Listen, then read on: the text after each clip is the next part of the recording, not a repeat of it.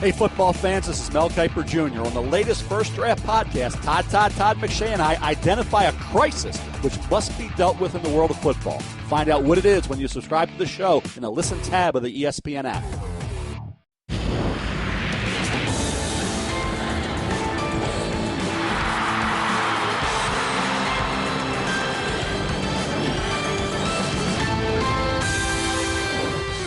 Welcome in then to the latest edition of ESPN FC. I'm Dan Thomas, Shaka Hislop, Stevie Nicol and Paul Mariner alongside me. To England we go. Arsenal taking on Spurs in the North London derby. Harry Kane back from injury. 39 minutes on the clock. 0-0 as we pick up the action. Theo Walcott hitting the post. Ozil's effort over the bar. Yeah, it was a fantastic strike there. Just popped up for Walcott, hit the post. 3 minutes later, Arsenal take the lead. It's an own goal from Kevin Wimmer. Yeah, he's unfortunate, Wimmer. He has to go for this ball. Koscielny's onside. He would have got on the end of this. Wimmer tries to put it round the post and instead puts it in his own net. 5 minutes then into the second half. Moussa Dembele does well to win the penalty. Well, just shrugs aside a couple of challenges outside the box. Gets inside here, again runs at defenders. Koscielny coming across him. Penalty, no question. Ooh. Harry Kane steps up, converts the spot kick. Late on, Christian Eriksen's free kick evades everyone. Hits the post. Fantastic ball in from Eriksen. The service in was superb. So it finishes Arsenal 1, Spurs 1. And let's go to our former Arsenal man, shall we? Paul Mariner. Fair result, wasn't it? Yeah, I think so. I think Walcott's saying that they were a little surprised with the tactics, but... Well, yeah, Walcott came out and said he was surprised that Spurs came out with a back three. Well, Theo would say that, wouldn't he? I mean, tactically, I think he's a little naive myself. But look, as soon as Wenger sees the way that Pochettino's set up, then you've got to change accordingly. Or what you've got to do, you've got to get Iwobi and Walcott to track the wing-backs, which is what they didn't like to do. When you've got Rose and Walker, who always bomb forward anyhow, they were causing trouble. But I think, to your point, Dan, I think it was a fair result, but I was disappointed with Arsenal. Yeah, it was disappointing from Arsenal, of course, with a bit of momentum. You just feel like this is a reason why they won't win the title again. Yeah, these sort of performances. I think you've got to give credit to Spurs, though. You know, the form going in here was Arsenal creating chances, scoring goals, and Tottenham just, well, not. But you know what, Tottenham, they stifle every team that they play against. They've got a bunch of players who give absolutely nothing away, and they pretty much gave Arsenal nothing. And actually, I would suggest that they maybe, of the two teams, were the ones that deserved to win, because they had two great chances. Eriksen and Kane had clear chances to score. So I think in the end, Spurs will be feeling a little unfortunate. What was disappointing for me in the middle of the park, as soon as Wenger sees that he's outnumbered, because they played the 3-5-2, going with two up front, Son and Kane up front, was a tremendous move by Pochettino. As soon as Wenger sees that he's being overrun a little bit, then he's got to adjust accordingly. And that's exactly what Arsenal didn't do. Sometimes you need some leadership on the field. Did the players on the field, were they able to see that? Obviously not. I think that's my biggest concern in light of what Theo Walcott said. Okay, the opposition surprises you with their starting formation, but surely you have players who are good enough and experienced enough to make that adjustment on the field. You don't have to look at the other sidelines. You don't have to wait on some kind of a message from Arsene Wenger just because the opposition is doing something differently. And as far as Spurs go, I think Spurs have seen their best football against teams like Arsenal, or we saw in Manchester City. Teams that like to keep hold of the ball, that pass the ball, that allows them to press high up the park.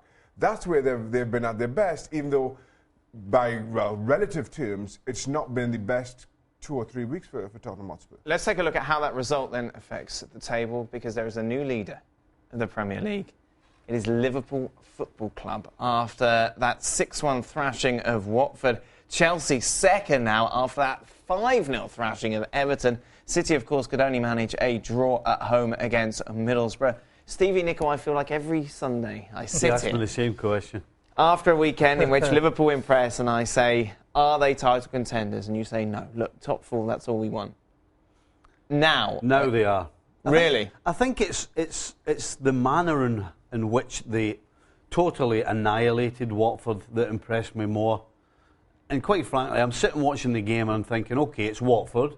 But Watford's a decent team. They're solid. But I'm thinking, you know what? I don't care what team was up against Liverpool the way they played. They would have beaten them.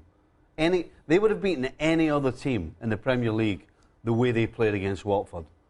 And if you're doing that, you have to be a title contender. So Liverpool, 100% are title contenders. So I've said it to you before. I offer you fourth. You said you would stick. Would you twist now? Yes. There's hope. There's hope in those eyes.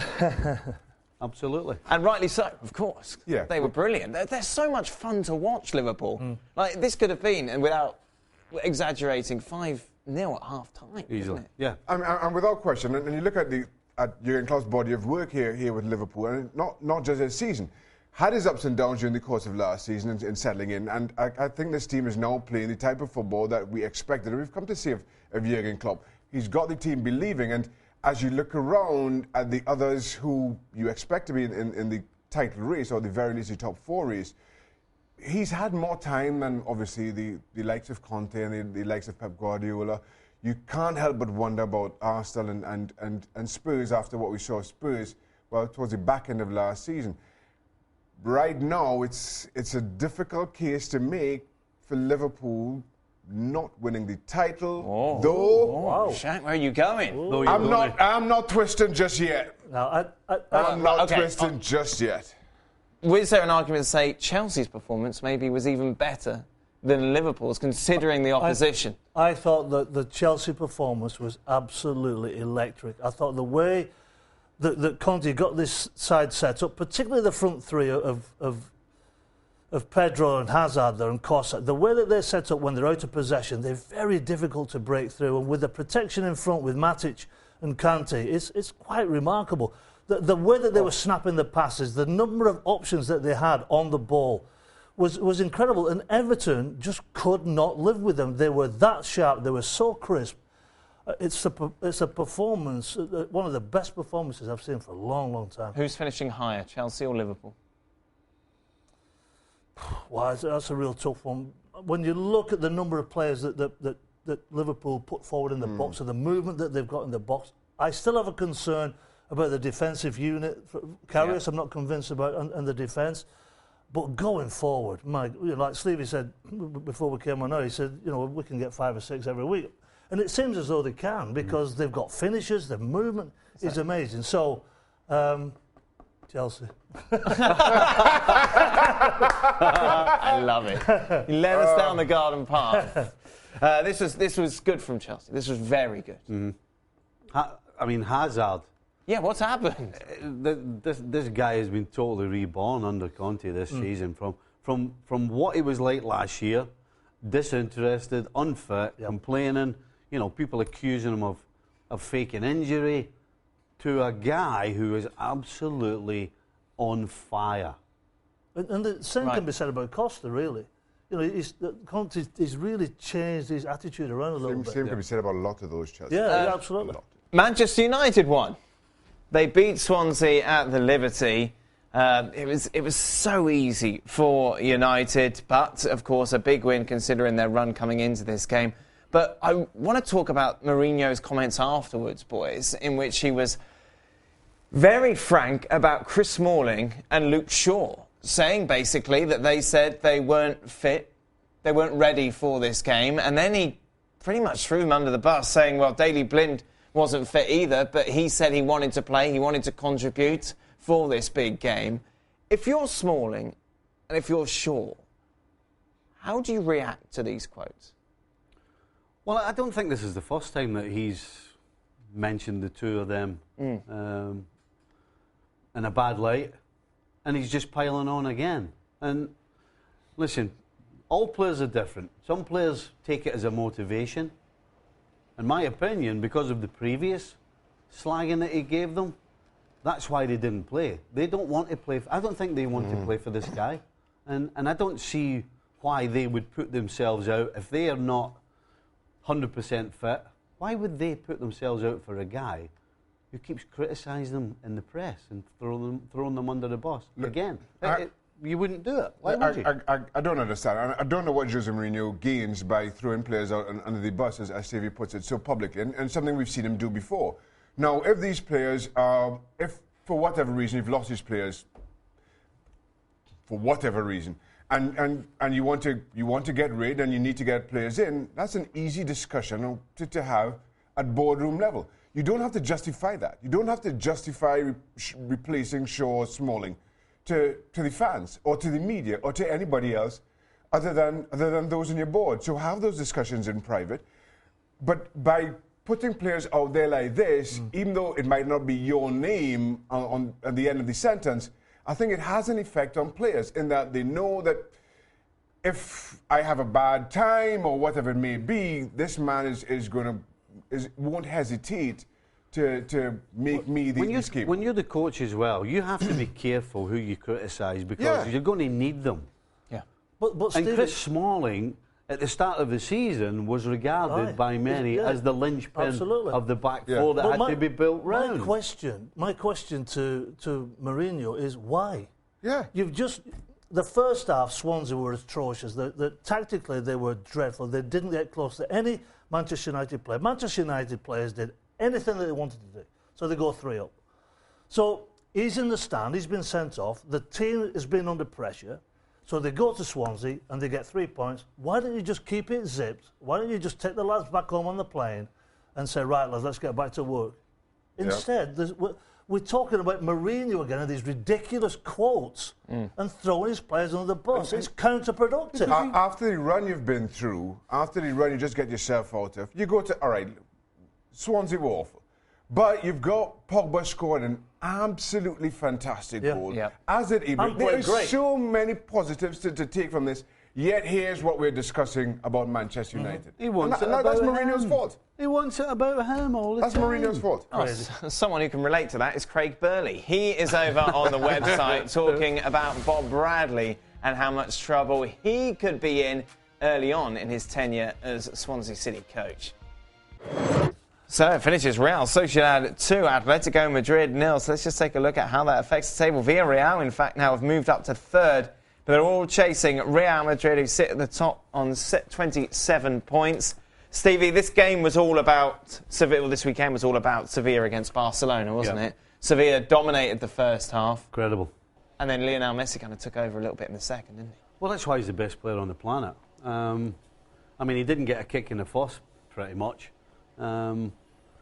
If these two teams had actually switched jerseys at the start of the game, you wouldn't have actually known, other than Messi.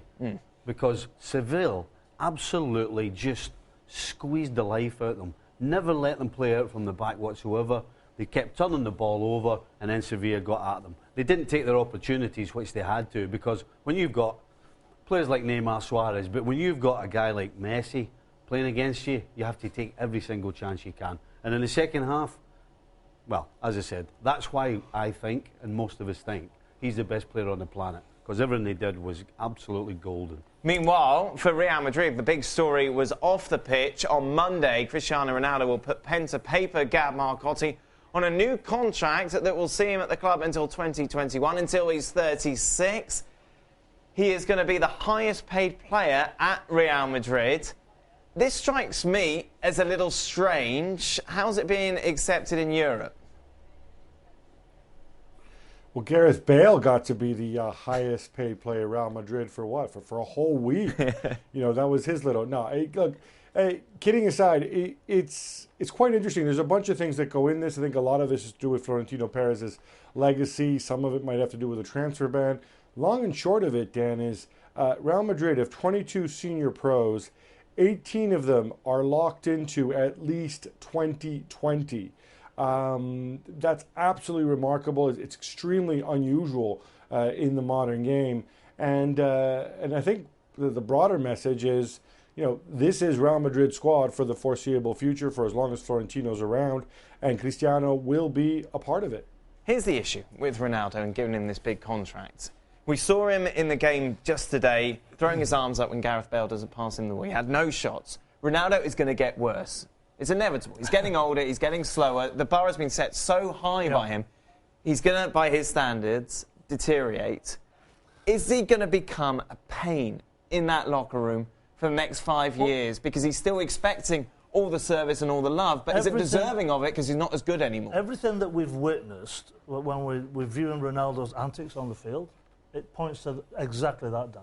Because, look, I don't care who you are, your legs go at a certain age. We've witnessed it with Rooney, and we will witness it with Cristiano Ronaldo. Now, this is an incredible contract for him. There's got to be clauses in this contract that ease the burden for Real Madrid with the pay structure. So, I bet he couldn't wait to put pen to paper. That's who wouldn't want that? 31 and 5-year deal. But it's just, when we heard about it, it was a staggering deal. I'm quite amazed. I mean, the thing for me is, and you have to wonder how much of this contract is linked to Cristiano Ronaldo's commercial value to Real Madrid in terms of shirt sales and image rights and the likes. And if it's somehow linked, then of course it makes sense. And as much as you say, Dan, or as you put it, maybe over the next 5 years, he becomes a bit of a distraction in the dressing room. I think at times he's already that. But he's still, for all intents and purposes, the face of Real Madrid. He's still, when you think of Real Madrid, the football club right now, the first name, the first face that comes to mind is Ronaldo's. And of course, the commercial underpinnings of Real Madrid are so important to them financially. A word on Atletico Madrid, meanwhile, Gab, obviously a disappointing defeat against Real Sociedad. What happened? Yeah, Diego Simeone did not take this one particularly well. Look, they're not quite where they are. I think you have to give credit to Real Sociedad, who prepared very, very well. And I think one of the differences from last year is that they were more comfortable last season playing against teams who sat back, who sort of let them have the ball. This year, in those situations, they are finding it harder to go and break down the opposition. This is Larry Culpepper, inventor of the college football playoff. Goes without saying that I know about a good idea or two when it comes to college football. And the best idea out there is to subscribe to the Championship Drive podcast in the Listen tab of your ESPN app. Gab, it's strange. You look at Bayern Munich, top of the table, unbeaten, yet they're just not quite the Bayern that we've seen of previous seasons. Yeah, although I think today, or certainly this match this weekend, was a big improvement. You know, they're playing Hoffenheim, undefeated this season. They go, as we saw there, they go down to a worldie, takes them a while to get going. They get the equalizer. In the second half, I thought they were really dominant, should have scored a couple goals. Julian Nagelsmann, the Hoffenheim coach, said, I can't believe we got out of there with a point. So it does seem as if they're turning the corner a little bit. Of course, they're not helped by finishing like that. And the one interesting thing is Ancelotti keeps rotating. That was another 4 changes compared to midweek. Kimmich, Muller, Alaba and Lam, all of them starting on the bench. You wonder how much longer he's going to keep doing this. Meanwhile, in Italy, no real big surprises with Juventus, Roma and Milan all winning. Meanwhile, it was a draw between Lazio and Napoli as we welcome back Gab Marcotti. Gab, your big takeaway from Italy this weekend? Well, Inter have finally made a decision on their new manager in typical Inter fashion. It went down to the wire. Marcelino, the former Villarreal coach, right there in the mix. It looked, I think, as one paper put it, he went to bed as the new Inter coach, and he woke up realizing that he wasn't going to get the job. It's going to be Stefano Pioli. The Inter fans furious with the club, displaying a banner saying, "Frank de Boer, thank you. You made a lot of mistakes, but they weren't your mistakes," essentially. But Inter, of course, as you said, winning 3-0 against Crotone, all 3 goals coming in the last 10 minutes. I just wonder what the fans might have done if they hadn't sorted that one out. And elsewhere, Juventus still not playing well, and Allegri's coming under a bit of fire for that. But he's saying, look, we're winning. On this occasion, the good news is Miralem Pjanic, trademark free kick late in the second half, got them all 3 points against a really tricky Chievo side. And Roma still flying. It's now 26 goals in their last 9 games. Hey, basketball fans, I'm George Sedano on the latest NBA Lockdown podcast. Izzy Gutierrez and I talk about the big matchup between Russell Westbrook and Kevin Durant. James Harden continues to be on a roll. And, of course, the one curse you need to eliminate in basketball. Mariner, Nico and Marcotti once again coming together to bring us the team of the week in the Premier League. I imagine it was quite easy, wasn't it, this week? Magnificent. Lots of standout candidates. Oh, well. David Moyes. Yeah. Had to be. Love Moyes. it. Love that David Moyes. He played 2 up front. Hasn't won forever. Very, very brave of David. He gets the 3 points. But look at that team. What a magnificent side that is. I'll tell you what, there's actually 2 in there I didn't put Right, in. who didn't you want? I tossed a coin and I put Carrick in instead of Pogba. Right. But I have no problem with Pogba being in. And I actually didn't put Firmino in, I actually put Mane in. Okay. Because of the goals, but I don't think you can go wrong with Firmino either. I didn't have Ibrahimovic. Oh, why not? Because I thought the front three, the Hazard, Firmino and Coutinho were excellent, and I had Kante from Chelsea. Oh, thank you. I know where he plays. Thanks for that. Well, maybe you didn't. I'm just clarifying it. Gab, did all your selections make it? No, funny enough, they didn't all make it. I don't know about this David Moyes. I mean, we all really like the guy and everything, and it's wonderful. And yes, it's very brave buying Victor Anichebe after you go out and you spend a whole bunch of money to go and sign him, and he does nothing but send silly tweets that he cuts and pastes from his handlers. I love his tweets. And so then he backs his large rear end into a defender, turns and scores. But Bournemouth deserved to win that game, I thought. I think it's great. And on a day like this, when you had so many great managerial performances from Jurgen Klopp to Conte, I mean, rewarding Moyes, I don't know, even Mike Phelan won a game. Why don't you show him some love? Gab, he hasn't won a game since he got there. Give him a break. He has now. Yeah, but because of his bravery, though, Gab. I just think... You say he plays 2 up front, 2 through the middle. It paid off. And by the way... And each of you gets a pen and a goal. Come on, man. I'm assuming you're talking about Chelsea and Liverpool. Liverpool were playing Watford, and Chelsea were playing an Everton side who were struggling big time, even though they are, 6th in the league. So it's not like they've just gone and beaten City or United or something like that. Give him a break, Gav. Well, then you could have rewarded... Have you got a heart? Is there actually a heart beating in the inside? I don't think there is. Shaka, you were mouthing to me that you didn't know the... You could have rewarded... Go on, Gab. You could have rewarded Jose Mourinho for since poor Mourinho had to go in there, and as he explained to us afterwards, Ashley Young is not a right back, Darmian is not a left back, Rojo is rubbish. He didn't say that, but he was thinking that. Phil Jones hasn't played in a decade. Carrick is 50 years old, and I go and I play all these guys, and I go and I win. Yep. And you show him no love either. I'll tell you what, I bet they wish they could play Swansea every week. Yes, Swansea were not good. Yeah. It's true.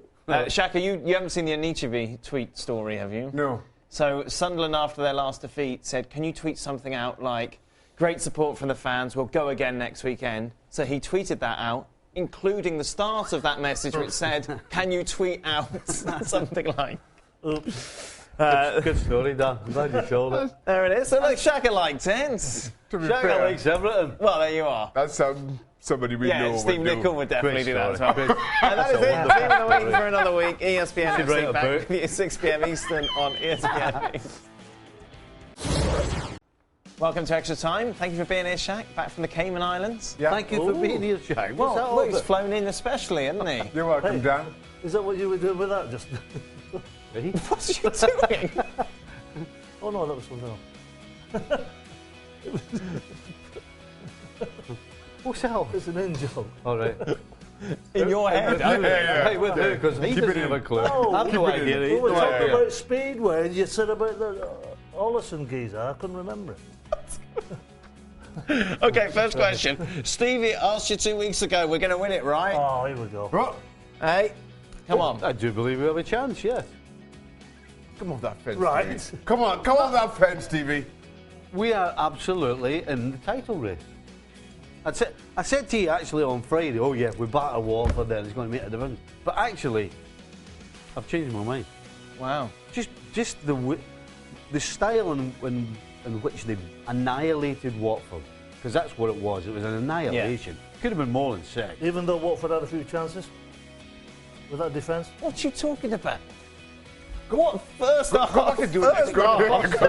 Come back to doing this. The first half, Liverpool were on Harley Davidsons, right? And Watford were on those wee on the mopeds. They push ones yourself. Okay, I get that. Right?